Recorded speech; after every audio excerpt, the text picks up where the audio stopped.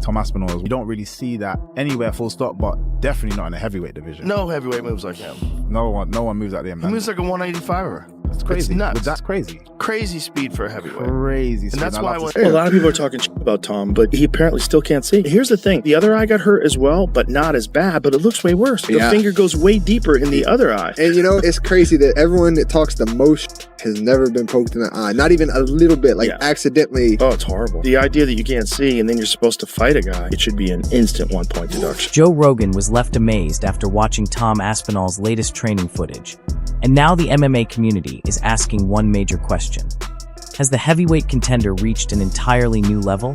As his highly anticipated clash with Ciryl Gane draws closer, every video coming out of Aspinall's training camp is attracting massive attention. Fans and fellow fighters have been analyzing every detail, from his incredible hand speed and footwork to the explosive power he's displaying in preparation for the fight. Those training clips have sparked a growing debate across the sport. Is this the sharpest and most complete version of Tom Aspinall we've ever seen? After everything that has unfolded over the past year, this matchup is about much more than another heavyweight contest. It has become a pivotal fight that could shape the future of the UFC heavyweight division and determine who takes control of the championship picture.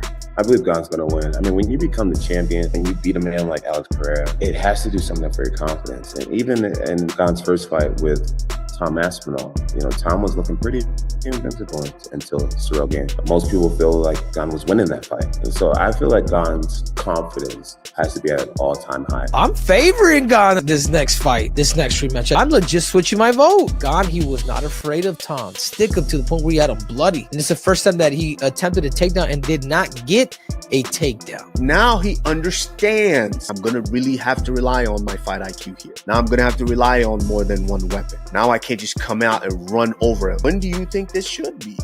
Put him on our card, 323. December? In December? Yeah. Come on, listen. If Aspinall's eye is okay now, why the not? They don't cut weight like we do. Did he say his eye's okay? That's the biggest question. If his eye is okay and he still has the ability to train, then yeah. Tom versus Ciryl. They're talking September. I don't think Paul will be there. We called the September. I'm just saying, if they change it and they make it Ciryl Gane versus Tom Aspinall, and me and you get the boot, and they bring in DC and John Anik after I'm gonna be pissed. I'll be pissed, man. I will be pissed. But it's probably going to happen. It's probably going to happen. Let's be honest. One of us, probably me, is getting. I'll throw an Alex Pereira. I will. I'll complain. So wait, he wants to fight. He wants to fight in Paris. You're saying? Ciryl Gane said on the microphone, I believe, or maybe afterwards, whatever. He said it in an interview. No, he said it in the cage. I want to fight in Paris in September. I'm ready. Yeah, and Tom Aspinall responded to, I'm ready, I'm training, I'm good to go. I'll fight you in September. I mean, that'd be, and also, because it's not as unbelievable or unachievable as what it previously was, because now there's no pay-per-view. Joe Rogan has long been one of Tom Aspinall's biggest supporters, often calling him one of the quickest heavyweights to ever compete in the UFC. He has frequently pointed out that Aspinall moves with the agility of a much lighter fighter, while still carrying the knockout power expected from a heavyweight. According to Rogan, it's an exceptionally rare mix of speed, precision, and technical skill. After watching Aspinall's latest training videos, many fans were reminded of those remarks. In fact, some believe he now looks even more polished than he did in previous camps. The footage has only increased the anticipation surrounding his upcoming fight.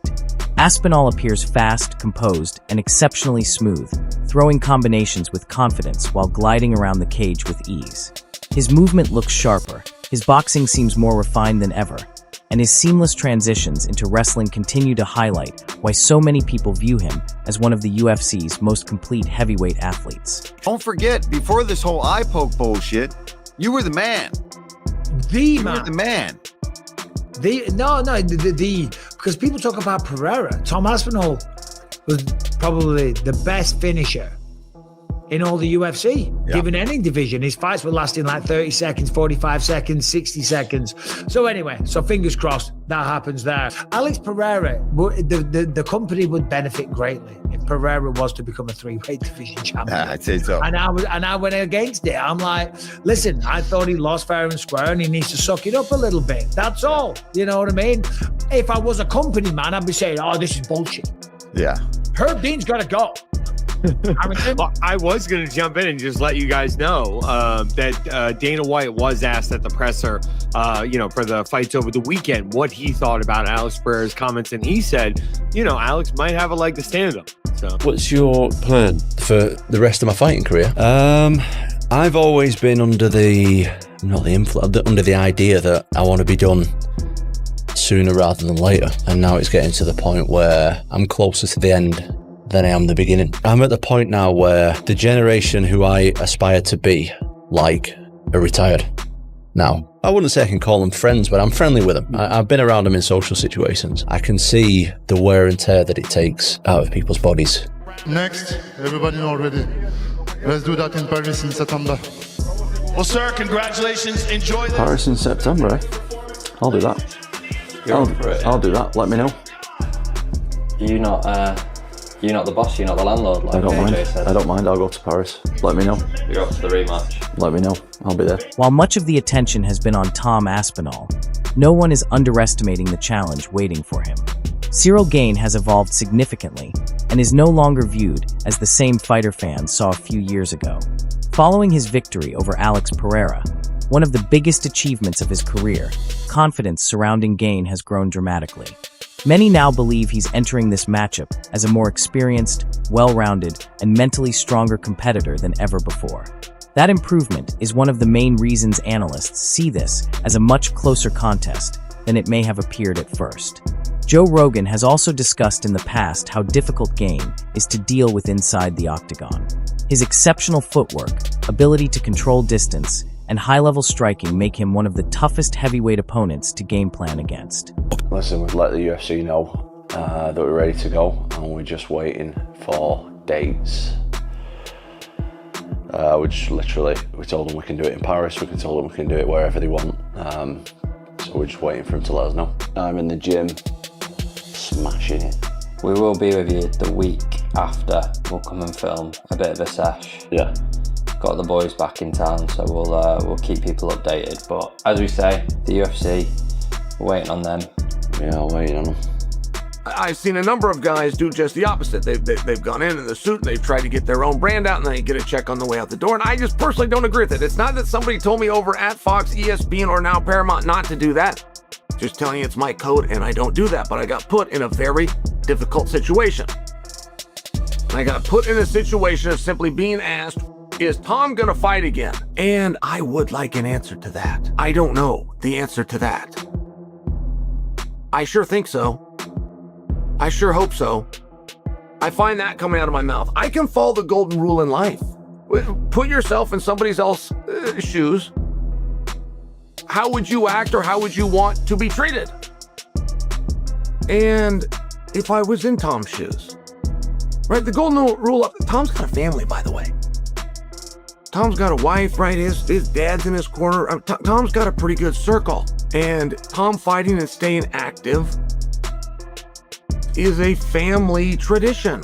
Unlike many heavyweights who depend mainly on knockout power, Ciryl Gane builds his success through movement and precision. He keeps opponents chasing him, creates smart angles, and manages distance better than almost anyone else in the division. That contrast in styles is what makes this matchup so compelling. Tom Aspinall's game is built around closing the gap quickly, unleashing explosive combinations, and seamlessly blending his striking with high-level grappling. Gane, meanwhile, prefers to dictate a measured pace, fight from range, and force his opponents into technical striking battles where he feels most comfortable.